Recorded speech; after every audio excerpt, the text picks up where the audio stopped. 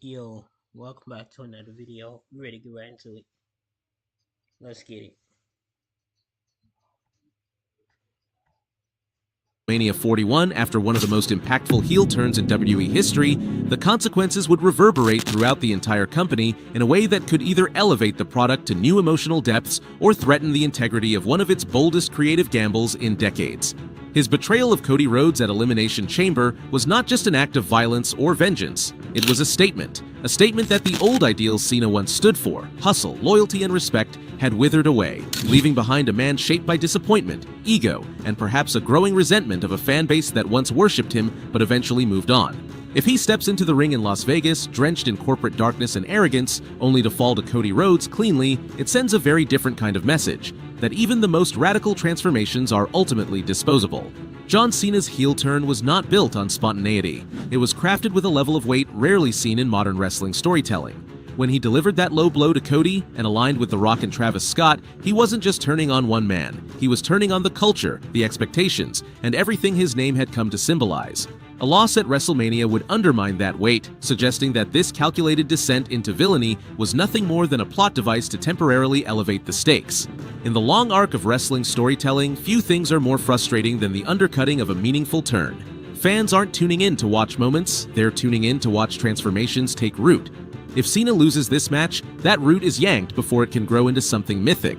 And yet, there is something undeniably powerful about the idea of John Cena, the man who dominated WWE for 2 decades, undergoing a spiritual and aesthetic transformation only to fail in the most important match of his final act. It wouldn't be failure in the traditional sense. It would be punishment. It would be consequence. Cody defeating Cena on the grandest stage would not just be a defense of his title, but a cleansing. A baptism by fire in which Cena's bitterness, his alignment with The Rock, and his newfound cruelty are all met with retribution. For fans who followed Cena's career since 2002, watching him lose after turning his back on everything he once stood for would carry deep catharsis. There's poetic justice in watching a fallen idol be struck down not by fate, but by the very man he tried to destroy. For Cody Rhodes, a victory would mean something more than a notch in his title reign. It would serve as confirmation that his long road, through injuries, through AEW, through the grind of self-reinvention, was not for nothing. He wouldn't just be retaining a championship, he'd be slaying the final boss of wrestling's old guard. He'd be cementing himself not just as a hero of the moment, but as a generational figure who beat the ultimate manipulator on the biggest possible stage. A win over Cena in this iteration at this moment would outshine any past accolade. It wouldn't just define his reign, it would define his legacy. From WWE's perspective, having Cena lose offers another opportunity, the rare chance to create a final chapter for an all-time great that doesn't end in triumph, but in failure. Wrestling is built on emotion, and emotion doesn't always come from victory. Sometimes it comes from collapse. Cena walking up the ramp after a defeat, bloodied, broken, stripped of ego, would be a haunting image. It would be an echo of every legend who overstayed, every warrior who thought they had one more fight left but found themselves overmatched. The narrative possibilities that unfold from that moment are rich. Does Cena disappear for good, humiliated and disillusioned? Or does he return later, this time with a deeper, more complex understanding of who he has become? What makes this potential loss even more compelling is the aura of invincibility that has historically followed Cena. He was always the man who found a way to win, the one who survived odds and endured jeers and criticism to stand tall. Beating this version of Cena would not be like beating the cartoon superhero of old. This Cena is darker, smarter, more dangerous. So if Cody defeats him, it means Cody didn't just overcome a legacy, he outwitted a monster. That kind of win builds legends. And if WWE wants Cody to step fully into the void left by aging icons like Cena, Orton, and eventually Reigns, he needs this level of credibility. He needs to be able to say he beat Cena when Cena had nothing left to lose. There's also the matter of The Rock. His alignment with Cena suggested something bigger than just a tag team, something institutional, something systemic. Cena wasn't just a heel for personal reasons, he became a representative of power, of control, of WWE's corporate underbelly choosing its own narrative. If that system is beaten, if Cody rises up and overcomes both Cena and the shadow of The Rock, then it reframes WWE's future as being driven by the people, by emotion, and by characters who earn their moments rather than inherit them. That's a message that resonates in an era where audiences are more skeptical than ever about backstage politics and creative agendas. Still, losing changes Cena permanently. Unlike most wrestlers, Cena doesn't have infinite matches left. If this heel run is his final act and he loses at its climax, it will redefine how people remember his career. They won't remember the 16 world titles or the main events. They'll remember the moment he came back, declared war on everything he built, and failed. That's a risky but powerful legacy to leave behind. It's not the story fans thought they'd get from Cena, but it might be the one they need. In some ways, it completes the cycle of his career. He began as a cocky upstart, evolved into a corporate symbol, and ends as a man undone by the very system he once mastered.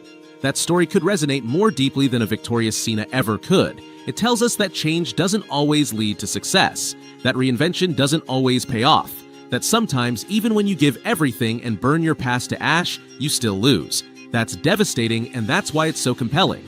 For WWE, this is a chance to say something mature, something rarely explored in wrestling at this scale, and for Cena, it could be the final lesson he teaches. One last role model moment, not as a champion, but as a cautionary tale. Let's not forget the optics. If Cena loses, and does so while aligning with a figure as divisive and high-profile as The Rock, it undercuts not only his personal motives, but the broader corporate message. It tells the audience that no matter how much influence or power you have, no matter how loud your allies shout, you can still be beaten by a man with a heart and a purpose. It's a story the audience wants to believe in, and it reaffirms Cody's mantra, finish the story, as something more than a slogan. It makes it prophetic. It would also flip the narrative on what breaking records really means. If Cena's quest for a 17th title ends in failure, it sends a message that records aren't guaranteed, that history doesn't always favor the established. That matters. It makes every other future attempt at breaking Flair's record feel more special. It builds anticipation for the next contender who gets close. It tells the fan base that milestones are earned in pain, not handed out for branding. Cena losing doesn't mean the heel turn was wasted. On the contrary, it may give it greater emotional weight. The beauty of a turn lies not just in its impact, but in its aftermath. How Cena reacts to defeat will speak volumes. Does he spiral deeper into bitterness, blaming the fans and the system for not accepting his truth? Or does he vanish, ashamed and broken, leaving the fans to wonder what could have been? Both paths open fascinating narrative doors.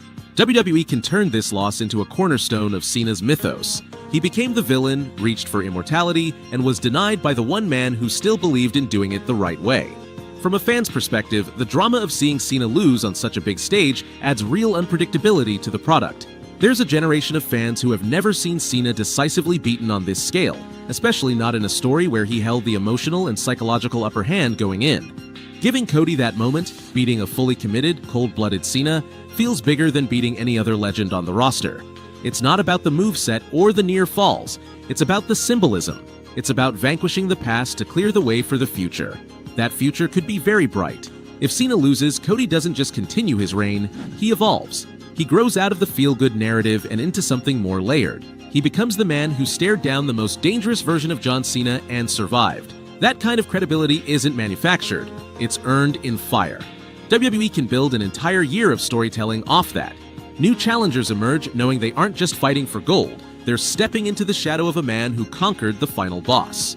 And Cena's defeat adds something WWE often lacks: closure. Wrestling has a habit of dragging stories past their expiration date. Cena losing at WrestleMania would feel like an ending. Not the kind built on victory laps and standing ovations, but a definitive, almost tragic final note. A storybook death of a persona we all thought we understood. There's something beautiful in that, especially for a company looking to transition into a new creative phase. At its core, wrestling thrives on the power of emotion. Sometimes it's joy, sometimes it's rage, and sometimes it's sorrow. If Cena loses and does so in a way that leaves his future uncertain, fans will be left with a void, a sense that something important just ended. That feeling is rare. That kind of silence after the final bell is the kind that stays with people. It's not always about the pop. Sometimes it's about the hush. Ultimately, the decision to have Cena lose comes down to what kind of story WWE wants to tell. Do they want catharsis or chaos? Do they want to create a new legend or deepen the scars of an old one?